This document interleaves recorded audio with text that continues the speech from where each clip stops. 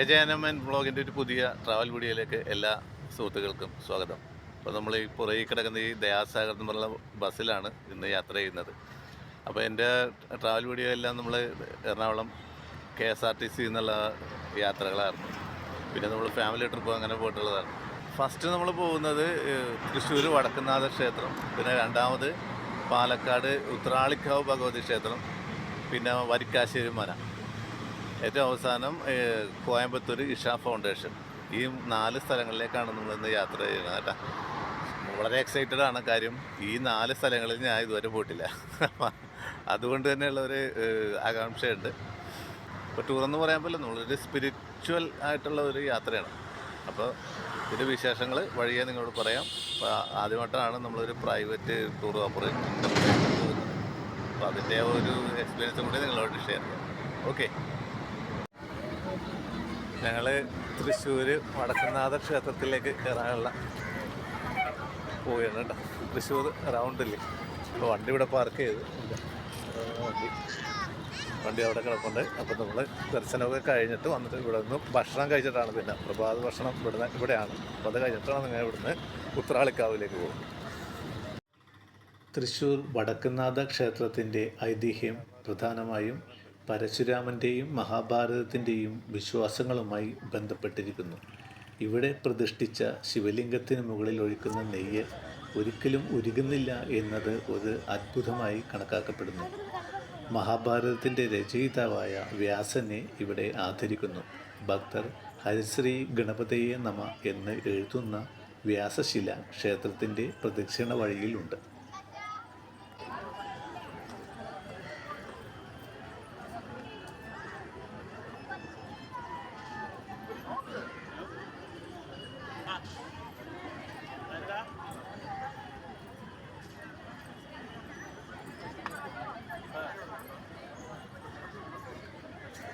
ക്ഷേത്ര ദർശനം എല്ലാം കഴിഞ്ഞു. ഞങ്ങൾ രാവിലത്തെ ഭക്ഷണം കഴിക്കുകയാണ്. ഇഡ്ഡലിയും സാമ്പാറും ചട്നി ചമ്മന്തി എല്ലാവരും കഴിച്ചു കഴിഞ്ഞു. ഞങ്ങളത് അവസാന റൗണ്ടിൽ ഞങ്ങൾ കഴിക്കുകയാണ്. ക്ഷേത്രത്തിനകത്ത് വീഡിയോ ഒന്നും എടുക്കാൻ പാടില്ലാത്ത കാരണം വീഡിയോ ഒന്നും എടുത്തില്ല കേട്ടോ. ഞങ്ങളങ്ങനെ ഉത്രാളിക്കാവിൽ എത്തി കേട്ടോ. അങ്ങ് ദൂരെ കാണുന്നതാണ് ക്ഷേത്രം. അപ്പോൾ 10:30 വരെയാണ് അവിടെ സമയമെന്ന് പറയുന്നത്. അപ്പോൾ എത്രയും പെട്ടെന്ന് ഞങ്ങൾക്ക് അങ്ങോട്ട് പോകണം. ഇപ്പോൾ 10:15. കേരളത്തിലെ പുരാതനമായ ഭഗവതിക്കാവുകളിൽ ഒന്നാണ് ഉത്രാളിക്കാവ് ക്ഷേത്രം. മധ്യ കേരളത്തിലെ പ്രധാനപ്പെട്ട ആരാധനാ കേന്ദ്രങ്ങളിൽ ഒന്നാണിത്. ഉത്രാളിക്കാവ് പൂരമാണ് ഇവിടുത്തെ പ്രധാനപ്പെട്ട ഉത്സവം. എല്ലാ വർഷവും ഫെബ്രുവരി മാർച്ച് മാസത്തിലാണ് ഇത് ഇവിടെ നടത്തപ്പെടുന്നത്. പഞ്ചവാദ്യത്തിൻ്റെയും പാണ്ടിമേളത്തിൻ്റെയും അകമ്പടിയോടെ 33 ആനകളുടെ ഘോഷയാത്രയും മിന്നുന്ന വെടിക്കെട്ടും ഈ ഉത്സവത്തിൻ്റെ ഭാഗമാണ്. വന്ദേഭാരത് കടന്നുപോയി. ഇല്ല,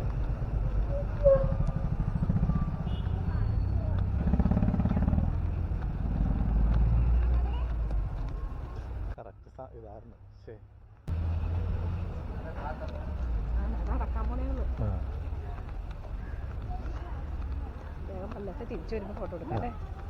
തിരിച്ചോട്ട് ഫോട്ടോ എടുക്കാം. പാടത്തൊക്കെ ഇറങ്ങുന്ന ഫോട്ടോ എടുക്കേണ്ട ആൾക്കാർ.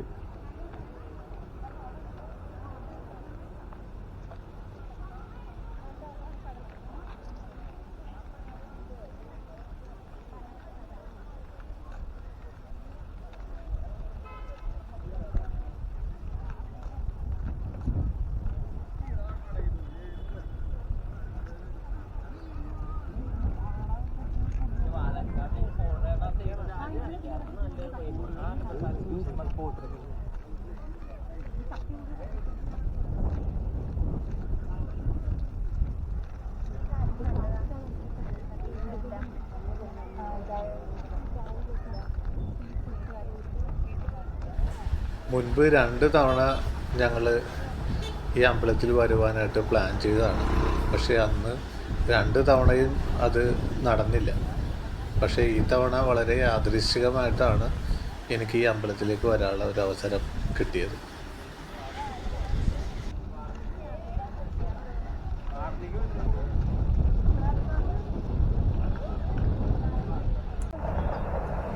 നമുക്കങ്ങനെ വീണ്ടും വന്ദേ ഭാരതിൻ്റെ ഒരു വിഷ്വൽ കിട്ടിയേട്ടാ.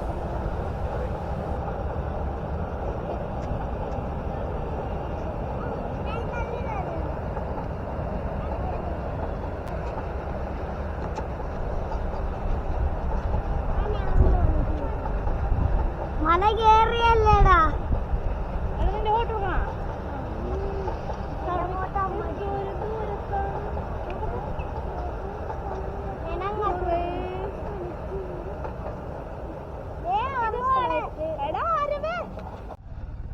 ഞങ്ങളിപ്പോൾ വരിക്കാശ്ശേരി മനയിലേക്ക് പോയിക്കൊണ്ടിരിക്കുകയാണ് കേട്ടോ. ഞങ്ങളുടെ യാത്രയിടക്ക് ഞങ്ങൾക്ക് ഓട്ടോയിലേക്ക് മാറ്റേണ്ടി വന്നു. കാരണം ഈ മനയിലേക്കുള്ള വഴിയിൽ റോഡ് പണി നടന്നിട്ടിരിക്കുക, റോഡൊക്കെ പൊളിച്ചിട്ടിരിക്കുക. അപ്പോൾ ഞങ്ങളുടെ ബസ്സിന് അതിലൂടെ പോകാൻ പറ്റില്ല. അപ്പോൾ ഞങ്ങളുടെ ബസ് ഹൈവേയിൽ ഇട്ടിരിക്കുകയാണ്. എന്നിട്ട് ഞങ്ങൾ അവിടെ നിന്ന് ഓട്ടോ സ്റ്റാൻഡിൽ നിന്ന് ഒരു 5-6 ഓട്ടോ എടുത്തിട്ട് അങ്ങോട്ടേക്ക് പോയിക്കൊണ്ടിരിക്കുകയാണ്. വഴി ആകെ മോശമാണ്, ഇല്ല അങ്ങനെ മൊത്തം പൊളിച്ചിട്ടിരിക്കുകയാണ്. അപ്പോൾ ഈ ഓട്ടോയിനും കാറിനൊക്കെ ഇങ്ങനെ പോകാം, ചില വഴി ഇടവഴിയിൽ കൂടിയൊക്കെ കയറി പോകാം. അപ്പോൾ അങ്ങനെയാണ് ഞങ്ങളിപ്പോൾ അതിൽ അങ്ങോട്ടേക്ക് പോയിക്കൊണ്ടിരിക്കുന്നത് കേട്ടോ.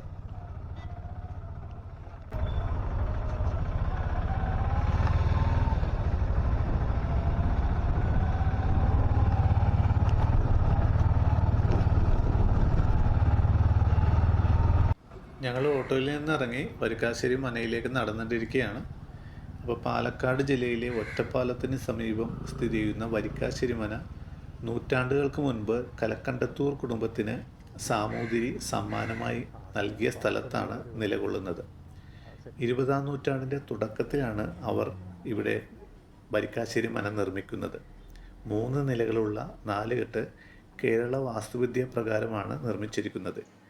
ഏകദേശം 150ഓളം മലയാള സിനിമകളുടെ പ്രധാന ലൊക്കേഷനാണ് ഈ വരിക്കാശ്ശേരി മന.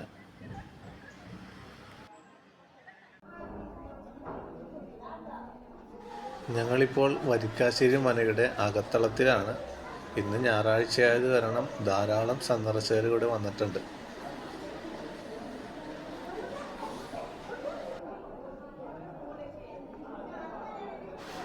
ഒരു മനയുടെ തനിമ അതേപടി തന്നെ നിലനിർത്തിയിരിക്കുന്നത് കാരണം വീഡിയോ എടുക്കുന്നതിന് ലൈറ്റിങ് ഒരു പോരായ്മയായിട്ടുണ്ട്.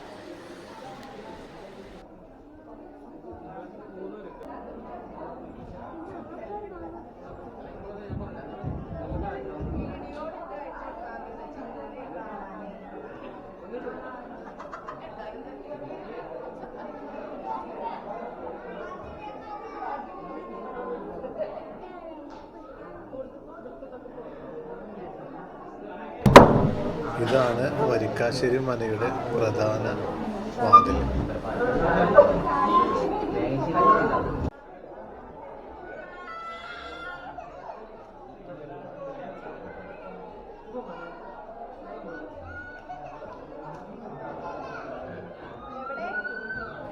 ഒട്ടനവധി മലയാള സിനിമകളുടെ പശ്ചാത്തലമായിട്ടുള്ള ഒരു ഭാഗമാണ് ഈ ചുവർച്ചിത്രം വരച്ചിട്ടുള്ള ഭാഗം.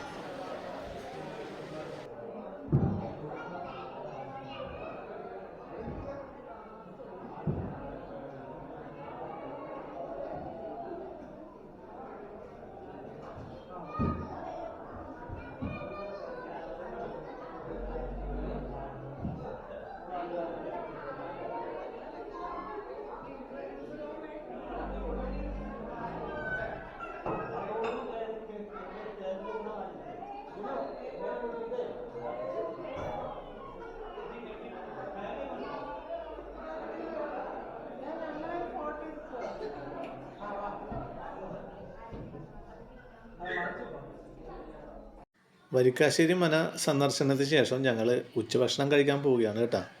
ഫ്രൈഡ് റൈസും ചില്ലി ഗോപിയുമാണ് ലഞ്ച്. മൈ വെക്കേഷൻ മേക്കർ എന്നാണ് ഈ ട്രിപ്പ് നടത്തുന്ന ട്രാവൽസിൻ്റെ പേര് കേട്ടോ. വേറെയും സ്ഥലങ്ങളിലേക്ക് അവർ ട്രിപ്പ് നടത്തുന്നുണ്ട്. ഈ നമ്പറിൽ കോൺടാക്റ്റ് ചെയ്താൽ നിങ്ങൾക്കും ട്രിപ്പിൽ പങ്കെടുക്കാം. ഇപ്പോൾ വരിക്കാശ്ശേരി മനയിൽ നമ്മളുടെ സന്ദർശനം കുറേ സമയം നമുക്ക് പാഴായിട്ടുണ്ട്. അപ്പോൾ അത് കാരണം ഇനി ഇഷ ഫൗണ്ടേഷനിലേക്ക് ചെന്ന് കഴിഞ്ഞാൽ അവിടെയുള്ള സ്ഥലങ്ങളൊക്കെ നമുക്ക് കവർ ചെയ്യാൻ സമയം കിട്ടുമോ എന്നുള്ള ഒരു ഐഡിയ ഇല്ല. എന്തായാലും എത്രയും പെട്ടെന്ന് ഭക്ഷണം കഴിച്ചിട്ട് ഉടനെ ഇഷ ഫൗണ്ടേഷനിലേക്ക് നമുക്ക് പുറപ്പെടണം. ഞങ്ങളിപ്പോൾ കോയമ്പത്തൂർ ഇഷ ഫൗണ്ടേഷൻ മെഡിറ്റേഷൻ സെൻറ്ററിലേക്ക് എത്തി കേട്ടോ. ഞങ്ങളുടെ കൂടെയുള്ള ആളുകളാണ് ആ വരുന്നത്. കുറച്ച് പേര് മുന്നേ നടന്നു പോയിട്ടുണ്ട്. ഇപ്പോൾ സമയം 6:30. 7 മണിക്കാണ് ആദിയോഗി പ്രതിമയിൽ ലൈറ്റ് ആൻഡ് സൗണ്ട് ഷോ നടക്കുന്നത്. അതുകൊണ്ട് തന്നെ ഇവിടുത്തെ മറ്റു സ്ഥലങ്ങൾ കാണുവാൻ കഴിയുമോ എന്നറിയില്ല. ഇതൊരു ഗംഭീര സംഭവമാണ് കേട്ടോ. വെൽ ഓർഗനൈസ്ഡ് ആയിട്ടാണ് ഇവിടുത്തെ ഓരോ കാര്യങ്ങളും ചെയ്തിരിക്കുന്നത്.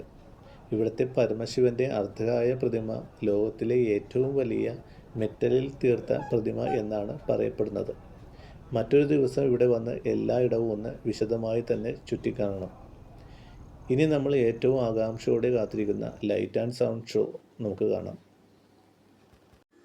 ഈ സമയത്തൊന്നും ഇവിടെ വന്നു കഴിഞ്ഞാൽ ഈ ഇഷ ഫൗണ്ടേഷനിലെ ഇതെല്ലാ സ്ഥലങ്ങളൊന്നും നമുക്ക് കാണാൻ പറ്റില്ല. അതിഗംഭീരമായ ഒരു സംഭവമാണ് ഇവിടെ. ആ മെഡിറ്റേഷൻ സെൻറ്ററിൽ ആ സൈലൻസ് തന്നെ മതി, അതിഗംഭീരമാണ്. അപ്പോൾ എനിക്ക് നിങ്ങളോട് എല്ലാവരോടും പറയാനുള്ളത്, ഒരിക്കലെങ്കിലും നിങ്ങളിവിടെ വന്ന് ഇതൊക്കെ ഒന്ന് സന്ദർശിക്കണം. എല്ലാ ജാതി മതസ്ഥ ആളുകൾക്കും ഇവിടെ വരാം, ഒരു പ്രശ്നങ്ങളും ഇല്ല കേട്ടോ. അടിപൊളി സംഭവമാണ്.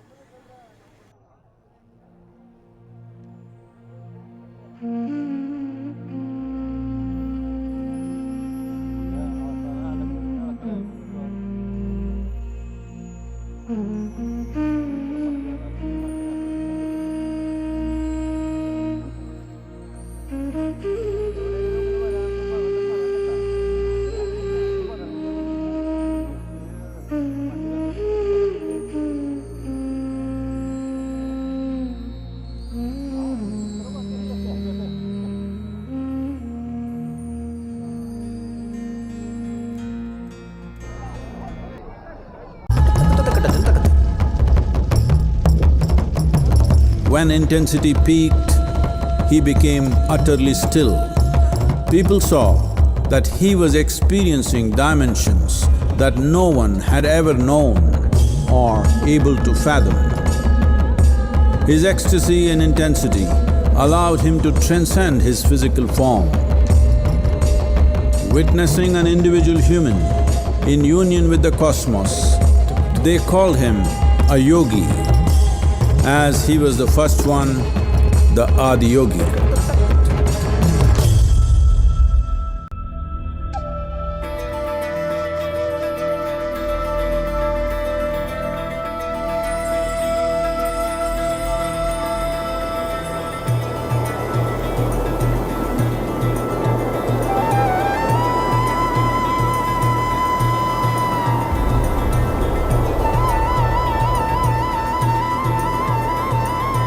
When his stillness lasted for years on end, curious onlookers melted away.